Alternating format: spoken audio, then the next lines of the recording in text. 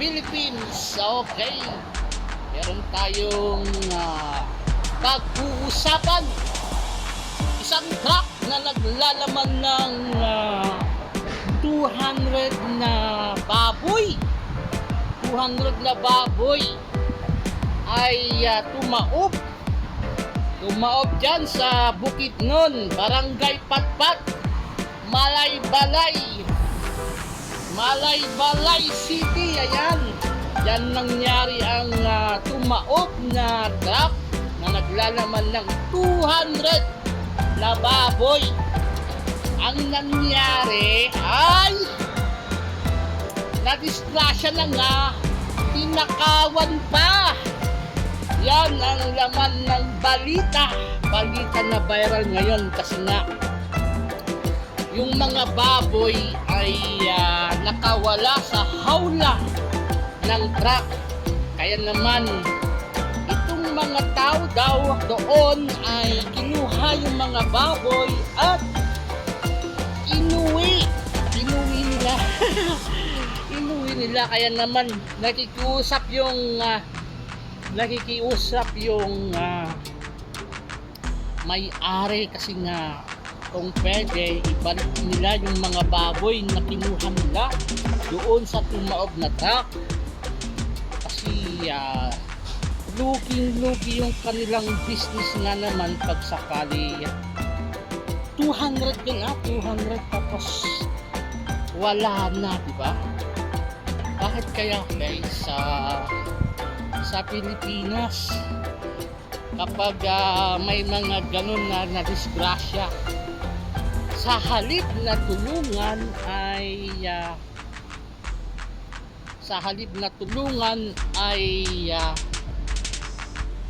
ang ginagawa, nininakawan pa, kinukuha yung laman ng truck. Example, yung mga Red Horse, yung mga alak, diba? Ilang beses nang nangyaring ganyan, may nadisgrasya, tapos yung mga tao kinukuha nila yung laman ng truck, diba? So ang tawag doon, nakakadismaya, diba? Nakakadismaya dahil wait lang kasi mainit. Wait lang, ang init. Punta nga tayo sa ang init guys Nandito ako ngayon sa seaside sa Macau. Ayan, may mga nakapayong-payong na. Okay, ay bago natin ituloy yung ating pinagkukwentuhan, punta ako sa may malamig na bike. Kunin ko yung payong ko kasi mainit, sobrang init. Grabe, mainit. Wait lang, tapat ko muna dito, magpayong tayo dahil mainit. Ayan, masakit sa mata yung araw dahil puyat ako kagabi. Puyat tayo kagabi, kakatapos lang yung duty natin. Ngayon nakapayong na tayo. Kasi araw-araw dito umuulan, kaya naman ay may dala-dala akong payong pag lumalabas. Nagkataon na walang ulan. Summer naman ngayon yung quad. After ng ulan, summer dito, ang init-init. Alright? Yan ang magsasawa. Diba? Sa likod ko, may nakapayong din. Okay, ituloy natin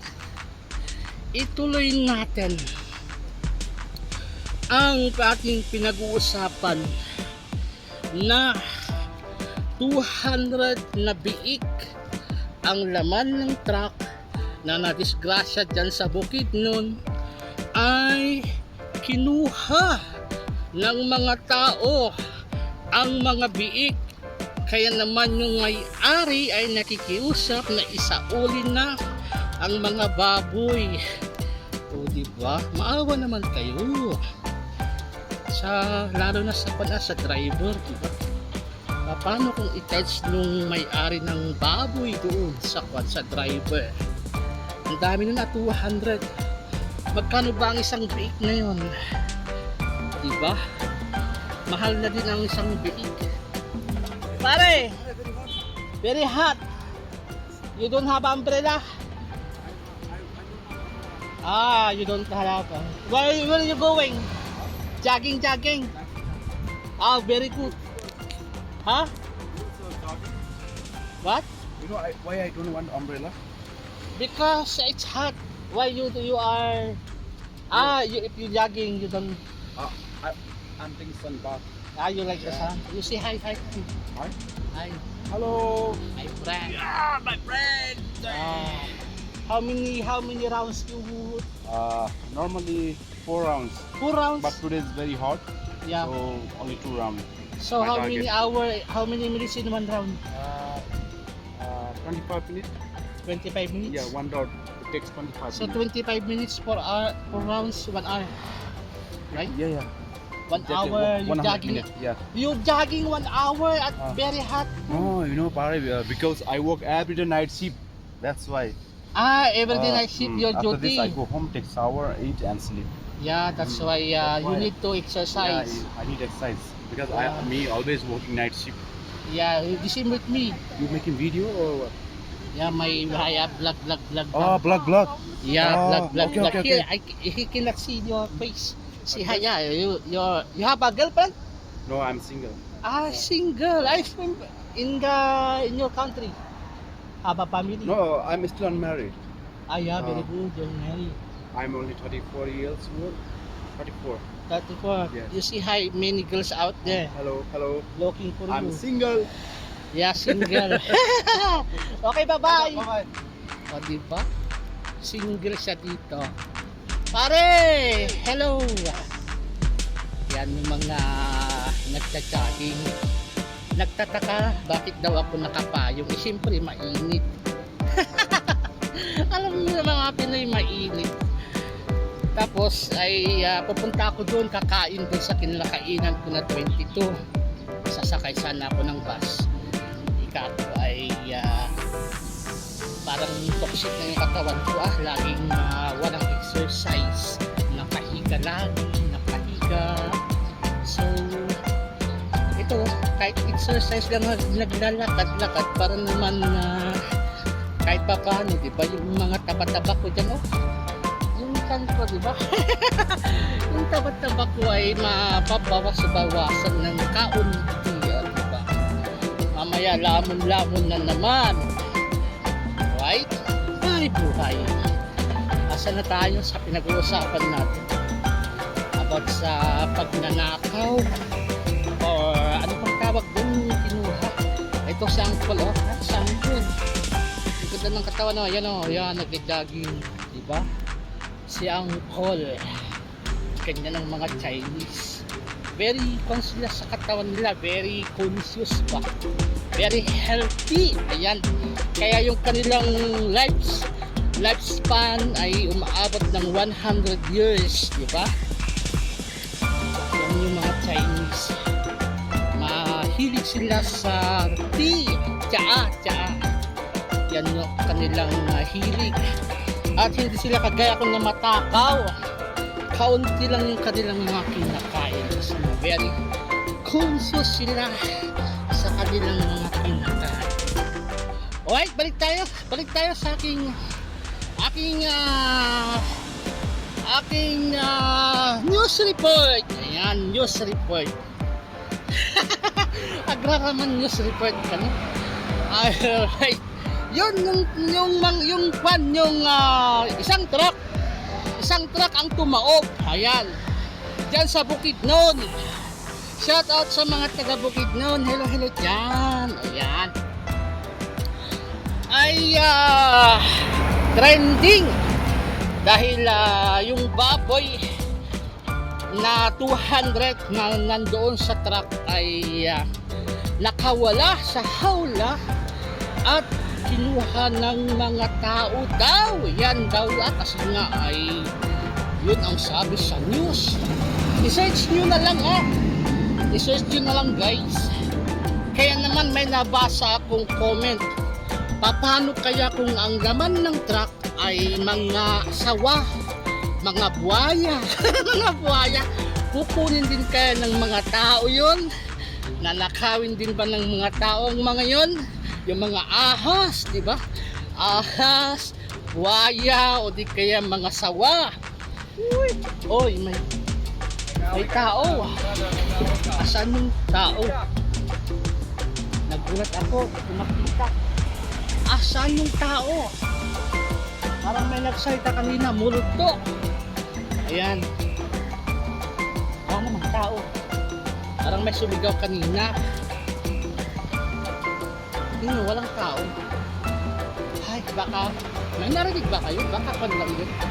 Baka guni-guni ka lang yun. Guni-guni. Guni-guni. Ayun.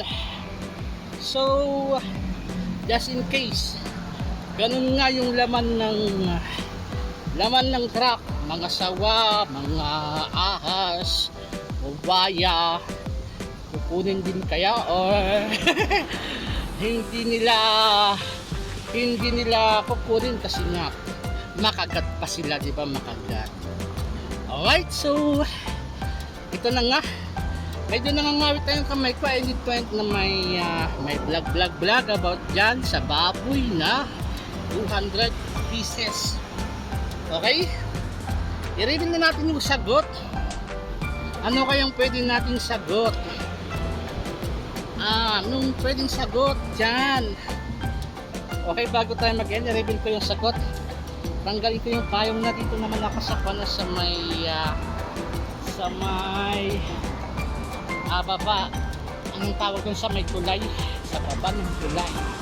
Tignan niyo yung view. Diba? Maganda yung view. Oy, ang tamang sagot. Ang tamang sagot ay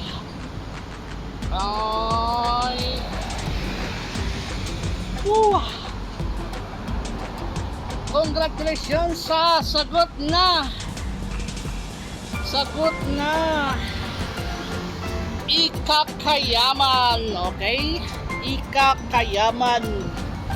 Advice ko sa mga kumuha ng baboy dyan ay wag nyo na pong kunin kung maaari. Isauli na ninyo.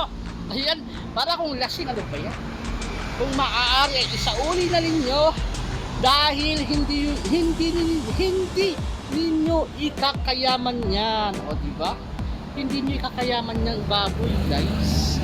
Ay sa halip ay mas malaking anong tawag doon, yung parang karma. Kung isinaulit nyo yan ay mas malaking blessings yung kapalit ba, diba? Kung pagiging hanis ninyo, kunwari kinuha nyo tapos isinaulit nyo, merong balik dyan na mas maraming balik, ano? Dahil hindi nyo talaga ikakayaman pag hindi nyo yan isinauli. Tama ba ya? Tama ba, guys? Okay?